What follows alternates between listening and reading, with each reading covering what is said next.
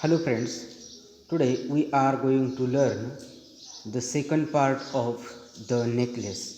विद्यार्थी मित्रांनो, आपण द नेकलेस या पाठाला सुरुवात केली होती. त्याच्यामध्ये आपण Mathilde and her husband they lost their necklace in the party at the ministry. मंत्रालयामध्ये असणारी जी पार्टी होती त्या पार्टीमध्ये मॅथिल्डेचा जो नेकलेस होता तो हरवतो हे आपण पाहिलं होतं. ते घरी आलेले आहेत पार्टीमधून. Now it's 4 o'clock in the early morning. सकाळी किंवा आपण पहाटे म्हणतो 4 वाजता ते घरी पोचलेले आहेत. आणि त्यावेळेस मॅथिल्डे हिच्या लक्षात येतं की तिच्या गळ्यामध्ये मॅडम फॉरेस्टियर ही मॅथिल्डेची जी मैत्रीण होती तिच्याकडून आणलेला जो नेकलेस होता तो तिच्या गळ्यामध्ये नाही हे त्यांच्या लक्षात येतं.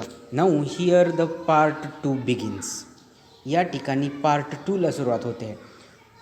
They looked in the folds of her dress, in the folds of her cloak, in her pockets, everywhere, but they could not find it. Now they are searching the necklace everywhere, in her dress, in cloaks, and in her pockets, but they could not find it. त्यांनी आता त्या हाराची शोधाशोध सर्वत्र सुरू केलेला आहे. फ्लोकचा या ठिकाणी आपल्याला अर्थ एक क्लोक शब्द आहे. The meaning of cloak is given here. या ठिकाणी अर्थ दिलेला आहे. A garment worn over other clothes.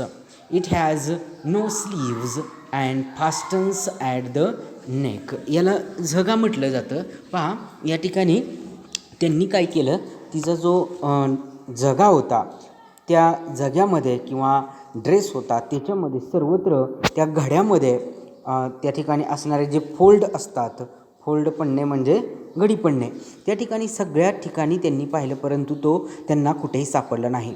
R you sure you still had it on when you left the hall he asked. Loisel asked Mathilda. Are you sure, तुला खात्री आहे का ज्या वेळेस आपण त्या हॉलमधून निघालो होतो त्यावेळेस तो तुझ्या गळ्यातच होता, याची तुला खात्री आहे का? Yes, I touched it in the hall at the ministry. ती सांगते की हो, त्या ठिकाणी मंत्रालयामध्ये मी काय केलं होतं, त्याला टच केलं होतं, स्पर्श केला होता आणि पाहिलं होतं. It was in my neck, तो माझ्या गळ्यामध्येच होता. But if you had lost it in the street we would have heard it fall. It must be in the cab. तो काय म्हणतो की जर if you had lost it in the street, जर तो रस्त्यावर हरवला असता किंवा पडला असता तर तो आपल्याला ऐकू आला असता किंवा त्याचा आवाज ऐकू आला असता. It must be in the cab, तो नक्कीच कुठं राहिला असेल किंवा पडला असेल. कॅब म्हणजे टॅक्सीमध्ये काय झालेला असेल, तो पडलेला असेल. Yes, that's probably it. Did you take his number. ती सुद्धा म्हणाली हो तसंच असेल. तू त्या टॅक्सीचा नंबर घेतलेला आहेस का? No. They stared at each other stunned. Now they are surprised. ते आता आश्चर्यचकित झालेले आहेत किंवा त्यांना एक धक्का बसलेला आहे किंवा निराशपणे ते एकमेकाकडे पाहतात. At last Loisel put his clothes on again. आणि परत पुन्हा लॉयझेल काय करतो, आपले कपडे घालतो. I am going back he said. Over the whole route we walked and see if I can find it. आणि तो काय म्हणतो की मी आता काय करतो, जिथून आपण चालत गेलो होतो त्या रस्त्याने तिथं कुठं तो सापडलेला आहे का त्याच्या मी पाहतो किंवा निरीक्षण करतो की कुठं जर तो सापडला पाहतो असं या ठिकाणी म्हणतो. आणि कपडे तो अंगावरती घालतो. ही लेफ्ट. आणि तो काय करतो, तो निघून जातो किंवा तो जातो. She remained in her ball dress all night. आणि त्याच ड्रेसमध्ये, त्याच कपड्यामध्ये, त्या पार्टीच्याच ड्रेसमध्ये ती तशीच त्या ठिकाणी बसून राहते. Her mind blank. अतिशय शांतपणे एकदम ती बसून राहते. Her husband return at about 7 o'clock. आणि सर्वसाधारणपणे 7च्या सुमारास म्हणजे सकाळी 7च्या आसपास तो परत येतो. ही हॅड फाउंड नथिंग, आणि त्याला काहीही सापडलेलं नसतं. He went to the police, to the newspapers, to offer a reward, to the cab companies. Everywhere the tiniest glimmer of hope led him. Glimmer म्हणजे किरण आपण त्याला म्हणतो. आणि नंतर तो काय करतो, नंतर मग तो पोलिसांकडे जातो. त्या ठिकाणी न्यूजपेपर म्हणजे म्हणजे त्याला आपण वृत्तपत्र म्हणतो, त्याच्यामध्ये त्या ठिकाणी जाऊन तो काय करतो, त्या ठिकाणी बक्षीस जाहीर करतो. टू द कॅब कंपनीज म्हणजे ज्या ठिकाणी टॅक्सी असतात त्या कंपनीमध्ये, त्या कार्यालयामध्ये तो जातो. Everywhere the tiniest glimmer of hope led him. आशेचा एक छोटासा जरी किरण त्याला दिसला, त्या ठिकाणी तो जाऊन सगळीकडे तो चौकशी करतो. She waited all day in despair at this frightful disaster. नाव डिझास्टर याचा अर्थ डिझास्टर म्हणजे इथं आपत्तीच आपण असं म्हणू शकतो.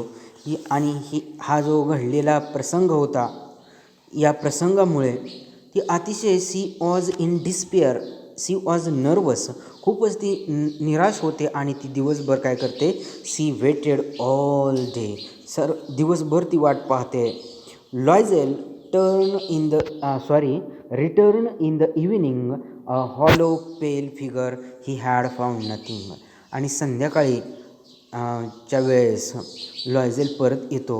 But he is very hollow and he is pale. तो खूप थकलेला आहे, खूप निराश झालेला आहे आणि त्याला काही सापडलेलं नाही. You must write to your friend, he said. आणि तो म्हणतो, तू तुझ्या मैत्रिणीला पत्र लिहे. Tell her you have broken the clasp of her necklace and that you are having it मेंडेड.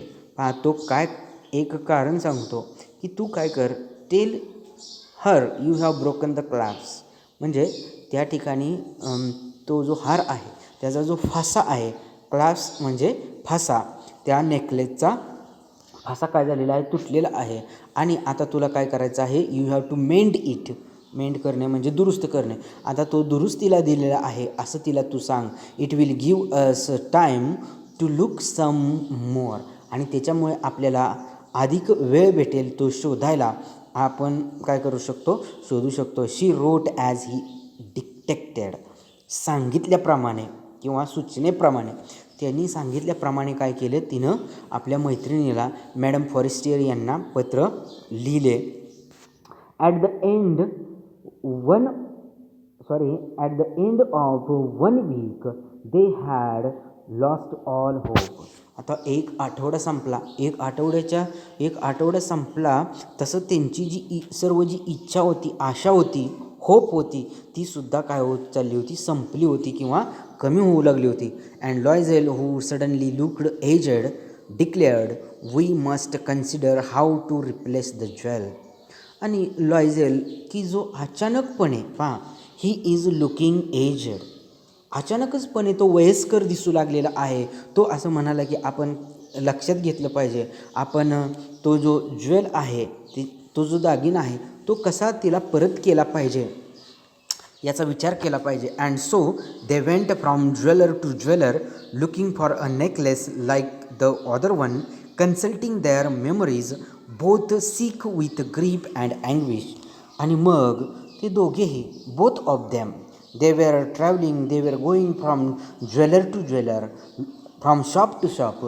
अनेक दुकानामध्ये, प्रत्येक सोनाराच्या दुकानामध्ये त्यांनी ते गेले आणि अगोदरचा जो नेकलेस होता त्यांनी घेतलेला, म्हणजेच मॅडम फॉरेस्टियरचा जो नेकलेस होता त्याच्यासारखा दिसणारा सापडतोय का, किंवा त्या ठिकाणी आपली जी आठवण आहे त्या नेकलेसची, तो आठवून त्याच्यासारखा दिसणारा त्यांनी शोधायचा त्यांनी प्रयत्न केला. But both of them were unhappy and they were very, we can say in अँगर. रागावलेले सुद्धा होते आणि ते खूप त्या ठिकाणी नर्वससुद्धा झाले होते. In a shop at the Palais Royal they found a string of diamonds which seemed to be exactly what they were looking for. आणि एका ठिकाणी पॅलेस रॉयल असं म्हटलेलं आहे. त्या ठिकाणी त्यांना ते जो शोध घेत होता, ज्या प्रकारचा नेकलेस त्यांना पाहिजे होता, तशा प्रकारचा त्या ठिकाणी नेकलेस त्यांना तिथं तो दिसतो किंवा ते पाहतात. इट वॉज वर्दी 40,000 फ्रान्सेस आणि जवळजवळ तो 40,000 फ्रान्सेस त्याची किंमत होती. They could have it for 36,000 आणि त्यांना तो 36 म्हणजे 36 फ्रान्सेसमध्ये भेटणार होता. We will see the remaining part to the next period.